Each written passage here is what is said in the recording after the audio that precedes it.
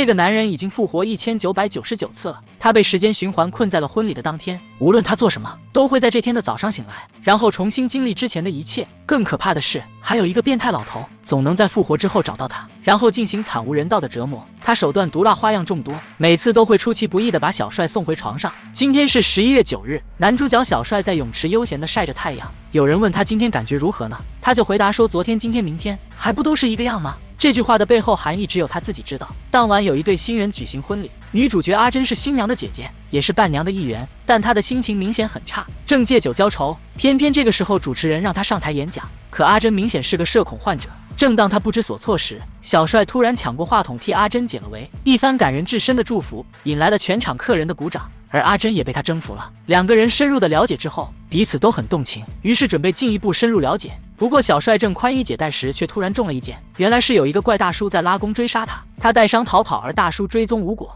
一边大骂这是没完，一边钻进附近的一处山洞。一阵亮光过后，大叔竟然凭空消失了。小帅好像也知道这个山洞有神秘功能，于是也钻进去随之消失。阿珍看得满腹疑惑，也钻进山洞想一探究竟。第二天早上，小帅还是在泳池悠闲地晒着太阳，别人问他感觉如何呢，他也还是回答说昨天、今天、明天，还不都一个样吗？一切都跟昨天一样，唯一不一样的是阿珍。他激动赶来，质问这一切到底是什么鬼。原来他昨晚被吸进山洞之后再睁开眼，还是在自己床上，而日期也还是11月9日。昨天自己经历过的事情又都重复了一遍。小帅不紧不慢地解释起来，简单来说，那个山洞就是万恶之源，任何人只要进入它，就会陷入时间循环，永远被困在这一天逃不出去。以前小帅钻进过一次，就一直被困住，而昨天阿珍跟了进来，也被一起困住了。他们每次入睡之后再睁开眼，都会回到这一天，记忆也会保留，此外的一切都会重置，而这一切永远不会结束。但是阿珍可不想困在这，她让小帅把自己带过去山洞，想再钻一次，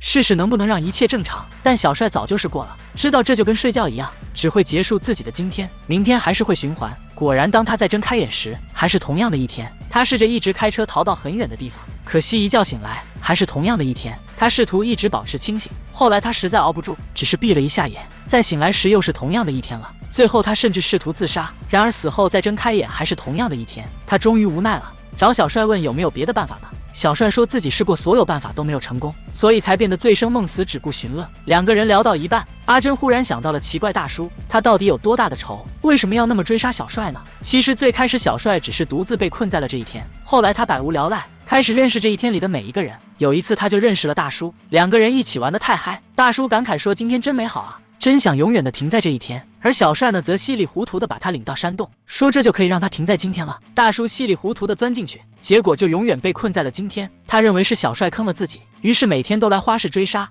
阿珍听了感慨说真是惨呐，但他也相信小帅肯定能找到乐子，比如借着时间循环来撩妹啊。小帅说没有错，自己确实得到过很多女人，比如酒保妹子、酒保大妈，自己甚至还试着追过新娘。不过吧，要想在婚礼当天追到新娘，这个难度堪比一步登天。阿珍忍不住好奇，那小帅有没有得到过自己呢？小帅想了想说没有。此后阿珍又试了几次，但每次都失败了。他终于认命了，干脆跟小帅放飞自我。他们玩枪蹦迪，到酒吧嘲讽暴脾气大叔，把飞机开上天再往地上撞，甚至往婚礼蛋糕里面放炸弹。如此一天天过去，两个人日久生情。这一天他们终于滚起了床单，两个人在睁开眼时还是在自己的床上，他们都沉浸在昨晚的喜悦当中，不禁嘴角上扬。但阿珍的笑容很快就消失了，因为她背后竟然站着赤裸上身的新郎。原来导演故意隐瞒了一个小细节，他没告诉我们阿珍每天早晨会看到什么。其实就在这一天，阿珍刚刚跟新郎，也就是她的妹夫出完轨，哪怕今晚妹妹就要做新娘了，今早她却还在和妹夫偷情。其实阿珍自己对这件事情也很内疚，开头她之所以借酒浇愁，也正是为此。而她以前之所以疯狂想逃离今天呢，也是因为每次循环开始的时候，她都会见到半裸的妹夫，这次痛着她的良心。后来小帅两人出行时，怪大叔又假扮成警察追上来了，看来他还挺会玩的嘛。正好他们三个人都不会死，阿珍便决定跟大叔好好玩玩。他成功撞倒了大叔，但是一个真正的警察刚好接警赶来，他用电击枪把小帅等人电得很惨。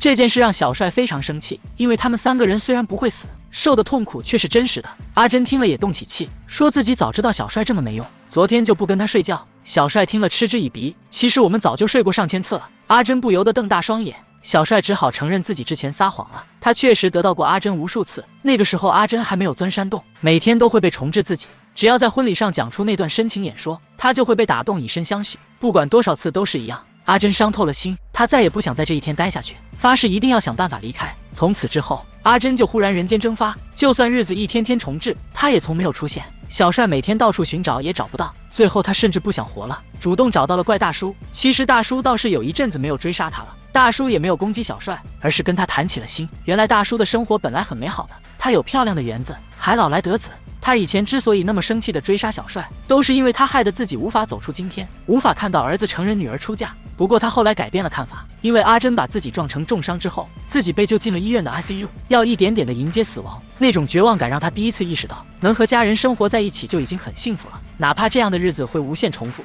所以他从此再也没有追杀小帅。最后大叔又聊到了阿珍，他说小帅能跟阿珍一起循环也是件好事，至少他们还能互相陪伴着。他还不知道阿珍已经不见了。小帅不禁悲从中来。小帅回家的方式很特别，因为现在是晚高峰，开车回家的话会堵到很晚，他呢就直接让老人射杀自己，直接重生，简单省事。但是阿珍这么多天到底去哪了？其实他在跟小帅争吵之后就不想再堕落下去了，他跟妹夫一刀两断，然后到咖啡馆上网课，自学起了量子力学。最开始他确实是一上课就困，但次日刚一睁眼，他又赶来自学，估计这也正是小帅找不到他的原因。他没想到阿珍伤心离开之后呢，居然开始自学网课了。随着一天天的循环，阿珍终于逐渐开悟，增加了很多奇怪的知识。这天他终于明白时间循环的原理，找到了小帅。小帅又惊又喜，但阿珍不谈感情，只想谈科学，跟他解释起了时间循环的原理。简单来说呢，他们就像被困在一个盒子里面，而这个盒子到了半夜就会花 3.2 秒的时间自动重置。他们要是能在这个 3.2 秒之内把自己和山洞一起炸掉，就可以逃出这个循环盒子了。不过逃出之后，究竟是回到过去未来还是被炸死，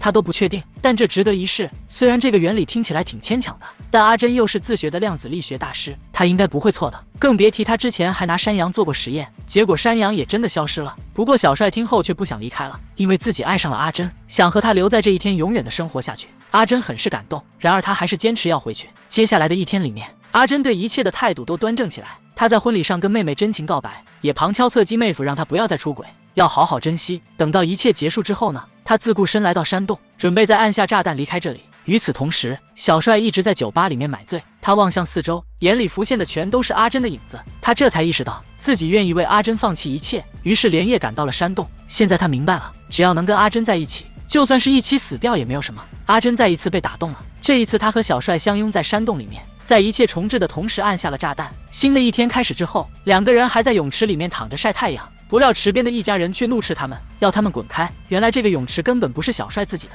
这家人在11月9日集体出门旅游，所以小帅才能一直占据它。而现在到了11月10号，他们又旅游回来了。小帅两人想到这里，不禁开怀大笑，未来他们会步入正常的时空，从此遇到的每件事情都是新鲜的。当然阿珍也没有忘记大叔，他用短信告诉了大叔离开这里的方法，而至于大叔是否想回到现实呢，那就是他自己的事情了。好了，今天的节目就到这里，欢迎关注港风港影，咱们下期再见。